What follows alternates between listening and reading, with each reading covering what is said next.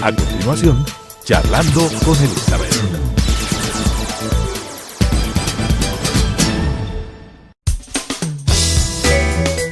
Clasificación A.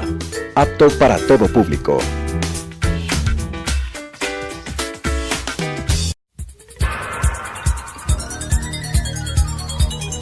Las opiniones vertidas en este espacio por la producción y dirección del programa son de exclusiva responsabilidad de sus autores y de quienes intervienen en ellos.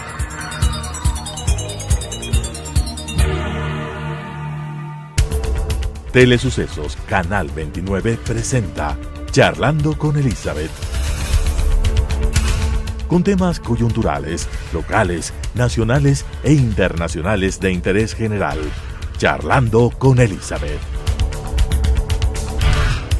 Muy buenas tardes, queridos amigos y amigas. En este su programa Charlando con Elizabeth, contamos ahora con la presencia del ingeniero Hermel Flores Maldonado, quien es ingeniero estructuralista y además fue presidente de la Camicon, Cámara de la Construcción, durante el periodo 2008 hasta el 2014 aproximadamente.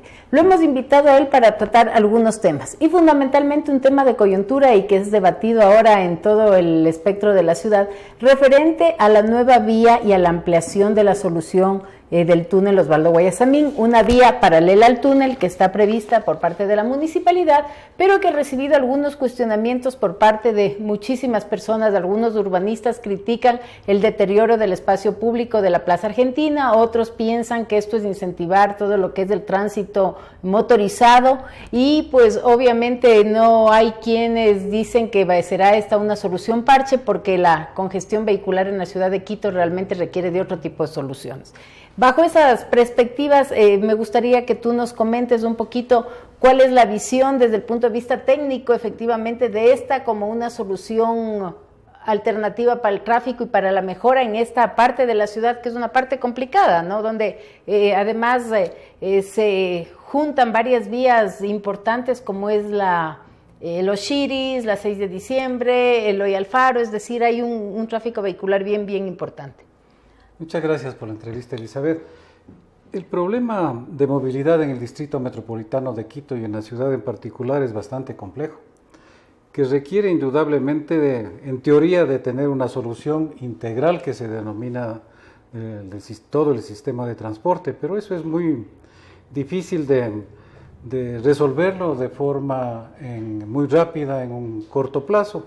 Por eso es que las diferentes autoridades y administraciones municipales han intentado ir avanzando en soluciones que, si bien es cierto, todavía no son las suficientes, pero se ha avanzado en algo comparado con el crecimiento, incluso no solo de la población, sino el crecimiento del parque automotor, que cada día es más grande.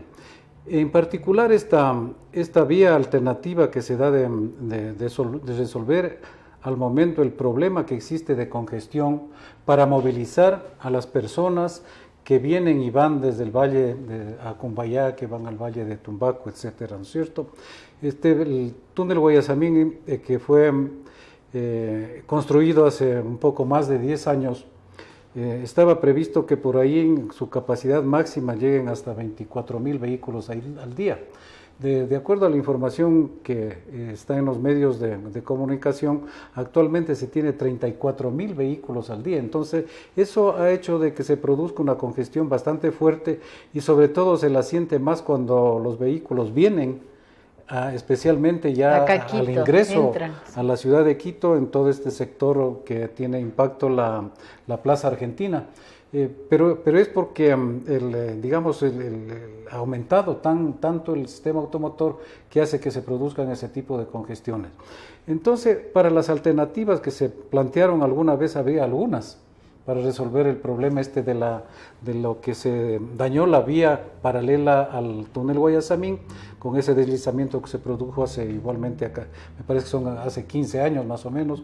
Más o menos el túnel tiene 10 años, de inaugurado, sí, y de construido. Claro. Entonces habían varias alternativas, la una era hacer otro túnel, la otra rellenar toda la quebrada. De inicio se planificó, sería, ¿no?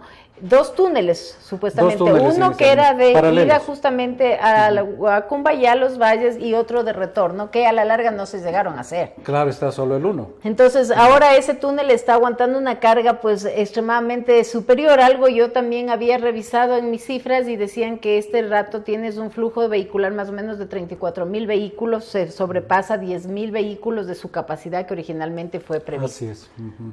Claro, entonces se adoptó la municipalidad por entrar en esta solución, que tampoco es nueva, esta ya se planteó hace muchos años, construir una vía paralela, en definitiva, que ahora se ha resuelto hacerla mediante la construcción de unos grandes puentes que van paralelos al túnel, es decir, hacia el filo de la montaña, y con unas grandes pilas, y eso hace de soporte en toda la longitud de desarrollo que tiene este túnel. Ahora, el tema del impacto, el impacto visual, el impacto paisajístico, si se quiere, el impacto del espacio urbano, indudablemente toda obra de infraestructura produce eso. No nos olvidemos de que hay un sacrificio de por medio, ¿no? Tal vez la no se puede necesidad balancear, con la... y no se puede balancear eso porque no hay más espacios. Claro. Si hubieran otros espacios se diría, bueno, hagamos por ahí, pero lamentablemente no hay cómo en la estructura mismo de todo el sistema de tráfico, no le da a la ciudad de Quito para tener otra alternativa que resuelva este problema en particular. Entonces eso es lo que tenemos ahora y ya está en ejecución. Ahora, dentro de las varias opciones que en un momento determinado se plantearon, el tema de un túnel paralelo, el tema de una vía, realmente se ha optado por una vía que de lo que hemos analizado y hemos visto va a estar conformada por 2 puentes muy grandes, como tú decías, que vienen a resolver hasta cierto punto el problema en este sector. Pero obviamente a un costo de más o menos 130 millones de dólares se está hablando, ¿no es cierto? La inversión que se va a realizar efectivamente, yo diría, se justifica en función de que para muchos criterios, esta es una obra que también va a quedar corta de aquí al año 2021 o al 2024 más tardar. O sea, estamos hablando que efectivamente tendría una vida útil relativamente corta para la gran inversión. No sé si efectivamente esas aseveraciones tienen una base técnica o qué conoces tú del desarrollo de esta propuesta. Claro, bueno, hablar en una proyección de largo plazo es bastante complejo porque va a depender de muchas cosas, es decir, cómo se vaya enfrentando el problema integral del transporte comparado con lo que crece la misma ciudad, y crecen también los sectores que ahora se están viendo beneficiados directamente con esta construcción.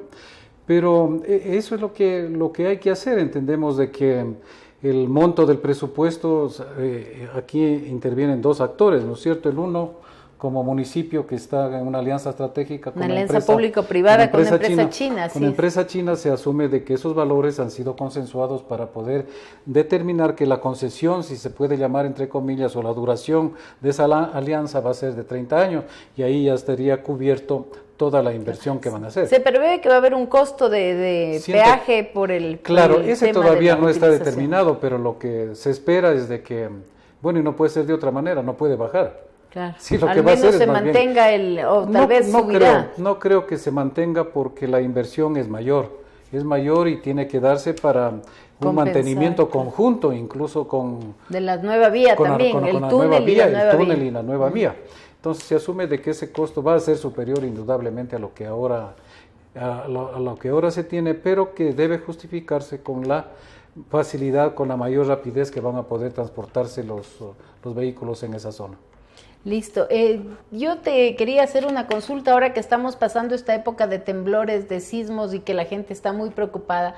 Realmente el túnel Guayasamín se construyó hace ya 10 años aproximadamente y obviamente esto requiere una etapa requiere permanentemente un mantenimiento importante. Estas estructuras que se construyen, grandes estructuras en las ciudades, ¿qué tan resistentes son en caso de un siniestro o de un evento mayor al que ya hemos sentido aquí en la ciudad de Quito? Para el diseño de este tipo de infraestructuras como los túneles, se debe considerar en general todos los parámetros, estudios que deban realizarse, estudios de suelos, la parte sísmica es muy importante. Entiendo de que en el proceso de construcción de este túnel, de la información que dispuse alguna vez, se había variado el tipo de refuerzo que debería tener ese túnel. Sin embargo, creemos de que, Son estructuras seguras para los... hecho de forma segura, ¿no es cierto? Aunque a pesar de que hay unas fisuras que se llevan muchos años, y entiendo que la municipalidad le está haciendo un monitoreo permanente para verificar de que esas fisuras no vayan a causar algún momento alguna implicación ya del comportamiento estructural del túnel. Yo cuando fui presidente de la Cámara hice una consulta a la misma empresa de obras públicas del municipio y manifestó la autoridad de turno de que ellos están igualmente monitoreando y que han chequeado de que todo eso está bien. Bueno, en todo caso, eso nos da tranquilidad para los usuarios permanentes del túnel y de estas vías alternativas. Ahora, hay un tema que me ha inquietado y que lo escuché la semana anterior, en el cual justamente se planteaban algunos cuestionamientos sobre los estudios técnicos. A pesar de que la obra ya está en ejecución, una concejala de la misma bancada del alcalde había cuestionado un poco la parte de estudios técnicos y los respaldos suficientes para la ejecución de esta obra. Para hablar de este tema, hagamos un pequeño corte y regresamos después de un momento con su programa Charlando con Elizabeth. Charlando con Elizabeth.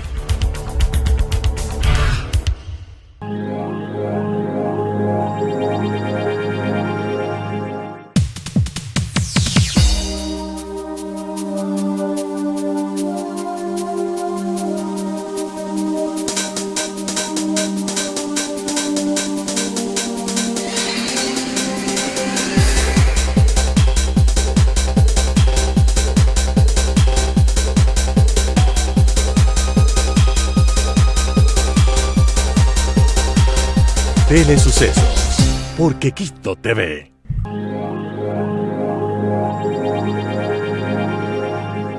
Charlando con Elizabeth.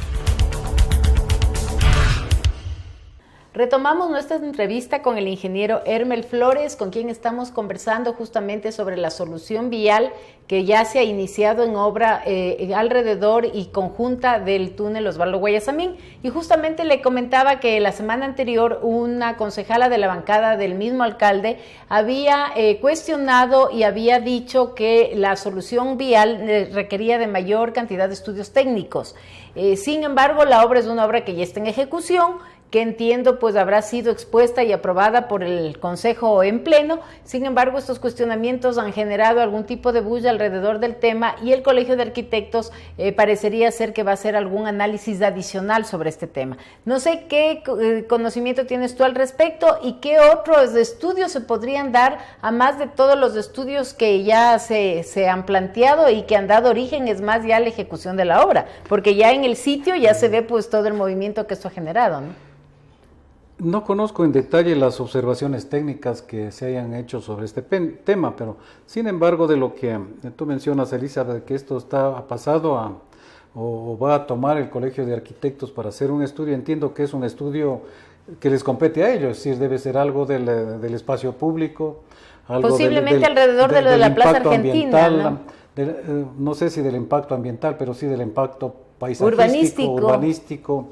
Yo no le veo que se pueda hacer mayor observación sobre este tema, al no ser que haya alguna idea para mejorar lo que se está haciendo. Porque desde el punto de vista técnico, la construcción, entiendo de que esa lleva un respaldo, estudios suficientes para poder realizar una obra de esa magnitud. Es un puente que tiene unas longitudes bien grandes. Tiene 500 metros, dicen. 500 metros de largo el uno y 120 metros las pilas de soporte. Esta obra que es muy importante y también bastante esbelta y en el sitio que está ubicado debe contenerlos, especialmente ahora que estamos más preocupados que antes del tema sísmico, debe tener los sustentos técnicos suficientes para que ahí no ocurra nada. Es decir, eso creo que debe darse por descartado. La preocupación es ya de orden técnico en cuanto a la ejecución del mismo proyecto. Ahora, usualmente siempre pasa que cuando se decide por una solución vial, siempre habrá quienes planteen otras alternativas. Sin embargo, a tu criterio, ¿esta es la mejor decisión que se podría tomar en ese sector o había posibilidades de hacer alguna otra alternativa que también alivie el tráfico y que tal vez no sea tan agresiva con el espacio público o tan agresiva en lo que es el tema constructivo? No le encuentro yo que al momento se haya planteado algún estudio adicional o que marque o que defina alguna otra alternativa técnica. Es decir, siempre se pensó desde hace muchos años y varias administraciones municipales en dar solución en función de la llegada y salida de los vehículos hacia la Plaza Argentina. Es decir, jamás se ha presentado otra alternativa ni ningún otro estudio. Desconozco que actualmente se haya hecho alguno.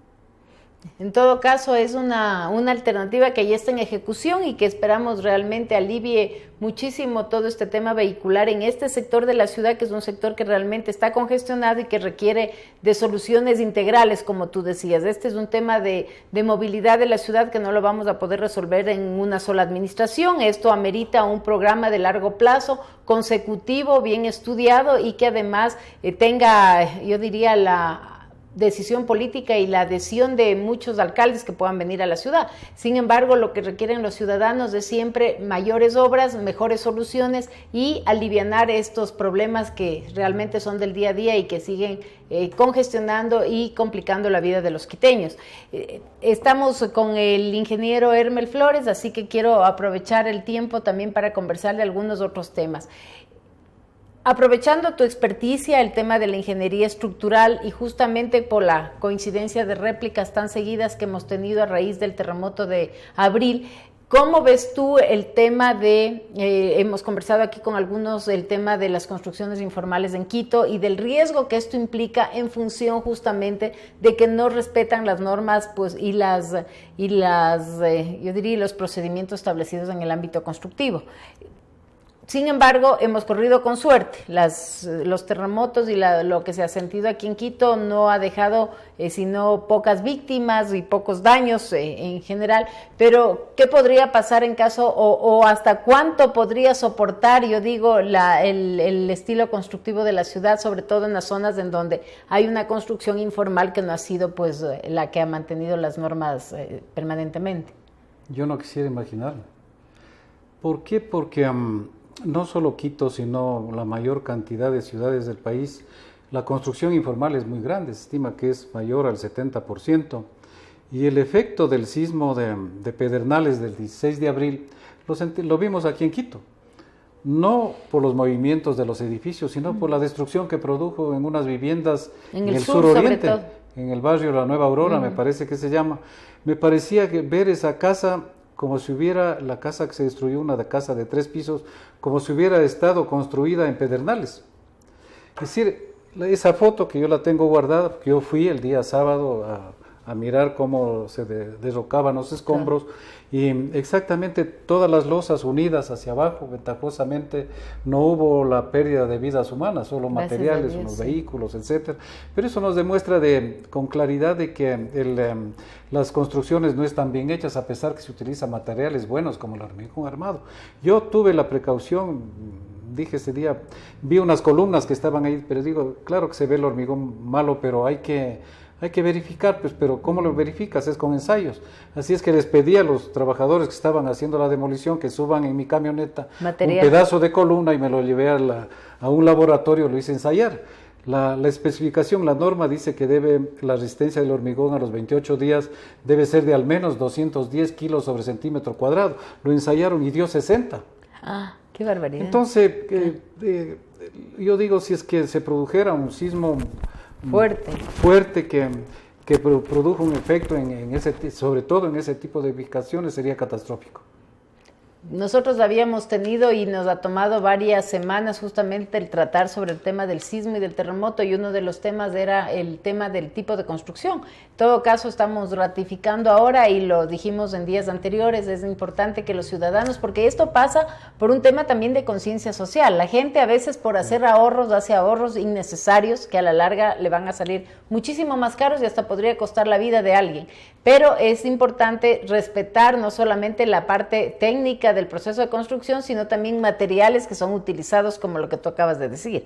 O sea, si uno usa materiales que no son los resistentes, que no están probados, obviamente las consecuencias van a ser desastrosas y nefastas para quienes ahí habitan. Entonces, un llamado también, ahora que hemos mantenido esta entrevista con el ingeniero Hermel Flores, sobre el tema constructivo, no solamente en la ciudad de Quito, sino a nivel nacional. tiene deficiencias y tiene carencias en los sistemas constructivos y en los materiales de construcción. Entonces, es importantísimo hacer un buen trabajo también con responsabilidad. Hay muchos profesionales que a veces hacen sus ahorros y dejan en riesgo muchísimas construcciones. No solamente es un tema ciudadano, sino también a veces del lado de quienes lo construyen.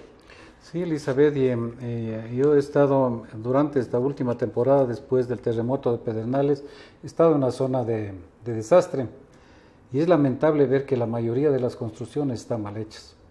Es terrible, peor allá que hay la incidencia del ambiente salino, porque el cloruro de sodio corroe rapidísimo. Claro, con el oxígeno corroe las varillas de acero. Yo pienso que la reconstrucción allá es bastante compleja, especialmente en las edificaciones de la ciudad, porque en algunas se puede notar, algunas que han sufrido daños los elementos estructurales, pero otras están ocultos.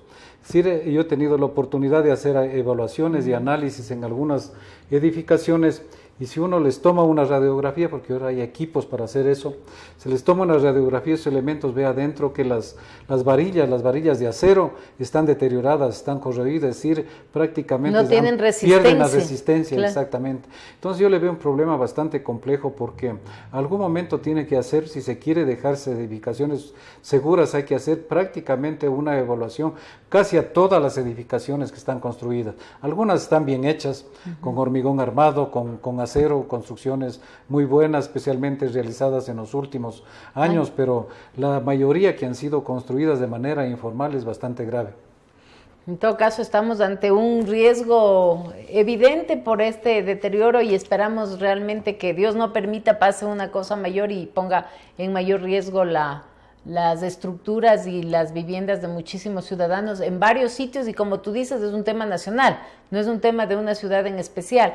Ahora, de la experiencia que tú has tenido de estas zonas de reconstrucción, obviamente esto va a pasar algún tiempo que se pueda hacer una reconstrucción en estas zonas, pero ¿qué recomendaciones se dan cuando muchos de la gente opina que esa es una zona de alto riesgo porque está justamente ubicada sobre una placa sísmica y que los temblores no van a ser ajenos a ese sector, sobre todo en la zona de Esmeralda, en la zona de Muisne?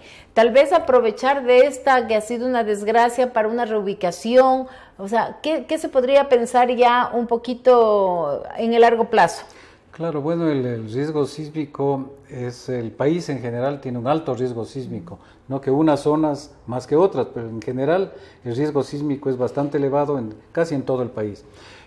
Lo que amerita es realmente de que las municipalidades, en base al catastro que ellos tienen y los que no lo tienen, que lo completen. Ver, por ejemplo, aquellas zonas que tú mismo mencionas que han sido ocupadas de manera informal y que están en alto riesgo, hay que reubicar, porque son las zonas que son las más peligrosas, ¿no es cierto? Porque ahí están ubicadas en laderas o están cerca de los esteros, y la condición de los suelos en las que están es bastante malo. Entonces eso hace que aumente la vulnerabilidad de las edificaciones que están construidas en esos sectores. Yo creo que a nivel nacional lo que debería hacerse, especialmente en las zonas indudablemente las de ahorita de mayor riesgo, la parte que es la provincia de Esmeraldas, la provincia de Manabí, hacer evaluaciones en el resto de edificaciones creo que es algo muy importante. Y sobre todo también no asustarse cuando una casa de 1, 2, 3 pisos tiene fallas en algunos elementos estructurales, eso se puede salvar. Entonces yo he visto con bastante preocupación de que en muchos casos se han dado órdenes de derrocamiento de edificaciones que pueden ser modificadas su capacidad estructural y seguir siendo ocupadas de manera adecuada y de manera segura, pero lo que pasa que también ahí no sé qué elementos adicionales ¿quién es el que decide qué casa derrocan y cuál no? Claro, o sea, debería haber un informe municipalidad en técnico, general, pero hay los evaluadores y evaluadores también ahí, claro, ¿no? Claro. Que son los que en definitiva toman decisiones. Yo le veo con bastante preocupación porque ahora la tecnología se ha desarrollado de tal manera de que se puede reparar prácticamente todo. Indudablemente que hay edificaciones en las cuales ya no es posible hacer algo, o hacerlo significa más costo que volver a construir otra edificación. Claro. Entonces hay que hacer un estudio técnico, económico de qué es lo que se debe derrocar y qué no, porque la tecnología, hay suficiente tecnología como para poder salvar varias edificaciones que al momento están puestas en la etiqueta ahí municipal de que están en riesgo y que en algunos casos tienen órdenes de derrocamiento. Yo he palpado de varias familias ahí que sufren porque les han indicado que les van a derrocar. Dice, bueno, y después tenemos esta casa de 2 pisos, que son áreas que tienen, ¿qué será? Pues más de 120 metros cuadrados. Yo creo que ninguna institución les va a dar un espacio similar al que ellos tienen actualmente, aunque les den un bono, lo que sea, eso no les va a alcanzar ni siquiera para recuperar parte de lo que actualmente tienen. Entonces yo le veo con preocupación en esto. Ojalá, digamos, las autoridades también, y sobre todo los técnicos, yo diría que nos cogió a todos desprevenidos. ¿Por qué? Porque en las universidades, a los ingenieros, a los arquitectos, nunca nos enseñan a nosotros cómo reparar edificaciones. Construir sí, que es más fácil que reparar. Para reparar hay que tener conocimiento en haber construido, y también la tecnología que existe como para poder poner en funcionamiento y sobre todo darles más capacidad a estructuras que han sido deterioradas. En todo caso, se nos ha pasado rapidísimo, estamos llegando al final de esta entrevista, se nos quedan algunas preguntas sobre el tapete, pero hemos logrado abordar 2 temas importantes con el ingeniero Hermel Flores, fundamentalmente el tema de la solución Guayasamín, que está ya en construcción en la ciudad de Quito, y también hemos aprovechado su experiencia en temas estructurales para tratar algunos temas que han derivado de justamente el último terremoto de abril del 2016. Muchísimas gracias y esperamos, Hermel, poder tenerte en otra ocasión para seguir tratando algunos temas interesantes que a la comunidad le interesa. Gracias a ustedes por seguirnos en este programa. No olvide, el reprise de este programa se dará el día sábado y el día domingo a partir de las 16:30, y pues la siguiente semana Charlando con Elizabeth con otro interesante tema y otro importante invitado. Telesucesos Canal 29 presentó Charlando con Elizabeth. Con temas coyunturales, locales, nacionales e internacionales de interés general. Charlando con Elizabeth.